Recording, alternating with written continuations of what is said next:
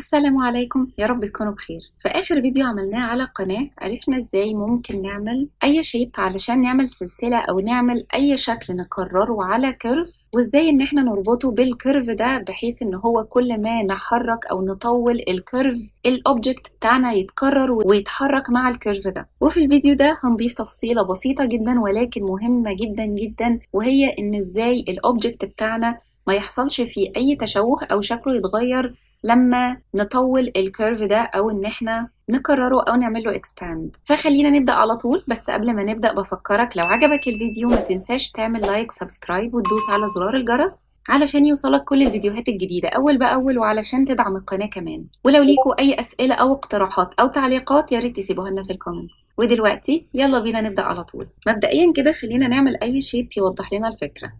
فأنا هعمل شيفت A وهعمل اد مش تورس علشان ده اللي احنا استخدمناه المرة اللي فاتت، وخلينا نعمل سكيل ونصغره خالص حاجة زي كده، وكليك يمين وشيد سموث، وبعدين هروح تاب علشان اروح للإديت مود، وخلينا على الإدج سيلكت. هجيبه من الفيو ده، انا دوست 7 علشان اجيبه من الفيو ده، وخلينا نفتح التوجل اكس راي وهسلكت كل الادجز اللي عندي او الجزء ده كده كله، وبعدين هعمل جي اكس علشان اجيبه حاجه زي كده واعمل شكل حلقه. تمام، خلينا دلوقتي نرجع لاوبجكت مود ونلغي التوجل اكس راي. مهم جدا ان انت ما تنساش ان انت تعمل كنترول اي وتعمل ابلاي سكيل، علشان لو ما عملتش كده هتلاقي ان الشكل مش بيتكرر معاك لما تعمل الكيرف بشكل طبيعي. فمهم جدا ان انت ما تنساش تعمل apply scale. خلينا نعمل جي اكس ونجيب دي في نص الورلد بالشكل ده. طيب دلوقتي خلينا بقى نجرب نعمل shift A ونعمل add curve ونعمل bezier curve. هعمل scale عشان اكبر الكيرف حاجة بالشكل ده.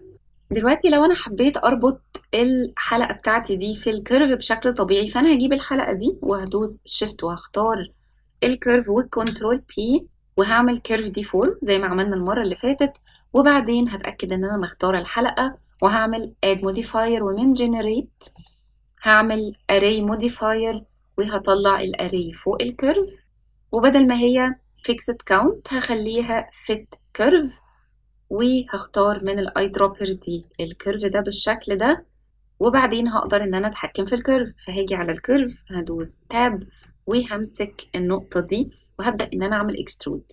مجرد ما اجي اعمل اكسترود هتلاحظ على طول التشوه اللي بدأ يحصل في الشيب عندي بالشكل ده.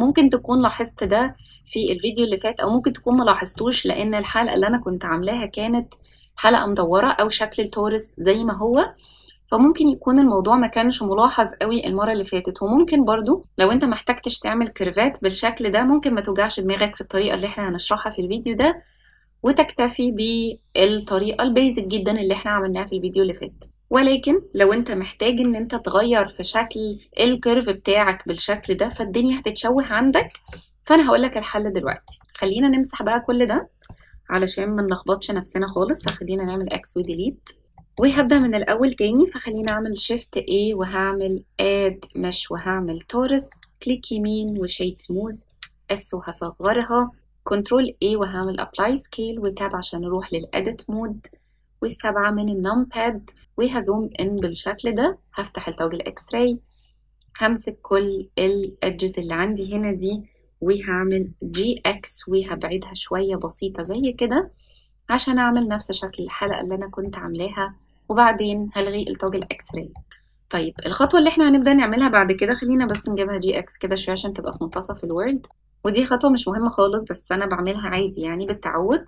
فاللي احنا هنبدأ نعمله دلوقتي ان احنا هنعمل shift A وهنعمل add mesh وهنعمل plane. تمام، هسيب البلين زي ما هي وهبدأ ان انا اربط الحلقة بتاعتي دي بالبلين او الاوبجكت بتاعي بالبلين. فهمسك الاوبجكت ده وهدوس شيفت واختار البلين وهدوس كنترول بي وهعمل set parent to object عادي جدا بشكل طبيعي جدا. طيب مبدئيا انا ضفت البلين دي علشان هي اللي تاخد التشوه مش الشكل بتاعي. جميل، علشان احقق ده هعمل ده ازاي؟ هاجي على البلين وهروح من هنا من الأوبجكت بروبرتيز، من هنا هتلاقي تحت هنا حاجة عندك اسمها instancing. هتفتح الانستنسنج دي من السهم الصغير ده وهنروح على faces، هنختار faces. تمام. بعد كده هدوس كده بره وهبدأ ان انا اعمل الكيرف بتاعي. shift A وهعمل add curve bezier curve، هختاره وهعمل scale زي ما عملت المرة اللي فاتت عادي جدا. وبعدين هبدأ ان انا اربط الاوبجكت بتاعي بالكيرف، فهختار الاوبجكت نفسه بالشكل ده وشيفت وهختار الكيرف بتاعي وكنترول بي، والمرة دي هعمل كيرف ديفورم. تمام. هيظهر عندي طبعا الشكل ده بيتكرر، الشكل الأساسي اللي عندك بيتكرر لما بتفتح الانستنسنج. تمام.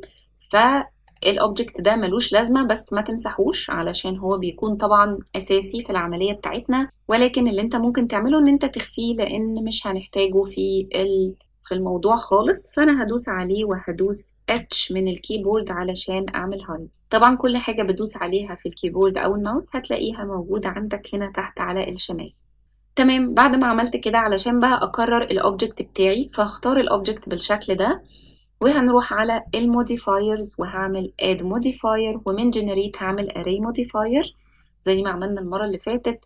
هجيب الاري موديفاير هرفعه فوق الكيرف، وهنا بدل ما هي fixed count هخليها fit curve، علشان كده انا بقول له انه خلي عددهم fixed count يعني عدد ثابت. فانا بقول له لا، انا مش عاوزه الاوبجكت يتكرر بعدد ثابت اللي هو عامله لي هنا اللي هو 2 او 3 او 4، لا انا مش عايزه كده. انا عايزه ان هو يفت كيرف، ان هو يبقى التكرار على حسب حجم الكيرف، علشان طبعا انا بعمل ده علشان لما اكرر يتكرر معايا يفت الكيرف بتاعي. تمام. وبعدين هختار من الكيرف هنا، هيقول لي طب انهي كيرف اللي انت عاوزاه، فهجيب الاي دروبر وهقول له انا عايزه الكيرف ده، هشاور عليه واختار. فهو كده عمل لي العدد على حسب الكيرف. ممكن طبعا ان احنا نيجي من الفاكتور هنا نبدا ان احنا نقلل النسبه دي علشان نقربهم من بعض شويه، وممكن نقلل من هنا كده بالشكل ده. وبعد كده انا طبعا اصبحت دلوقتي في حاجه مضايقاني جدا اللي هي البلين، ما هو مش معقول ان انا البلين دي هتفضل موجوده معايا. فانا علشان اخفيها اروح اكليك هنا كده وهرجع تاني للانستنسنج عندي في الاوبجكت. من انستنسنج هقول له خبي لي دي الانستنسر ده اللي هو البلين اللي انت عاملها. هو بيقول لك هنا شو انستنسر يعني خليه ظاهر، فانا هقول له لا، اخفي من الفيو بورت اللي هو دلوقتي ومن الرندر علشان لما اعمل رندر ما الاقيهوش موجود معايا. فانا كده خفيته واتبقى عندي بس العنصر بتاعي او الاوبجكت بتاعي. فدلوقتي لو جيت على الكيرف ودوست تاب عشان اروح للاديت مود، هختار النقطة دي وهبدأ اعمل اكسترود، هتلاقي الحلقة بتتكرر معاك زي ما هي بدون اي تشوه. حتى لو هما كده جم تداخلوا مع بعض هتلاقي ان كل حلقة مظبوطة زي ما هي، مش هيحصل اي تشوه في الحلقات زي ما حصل المرة اللي فاتت.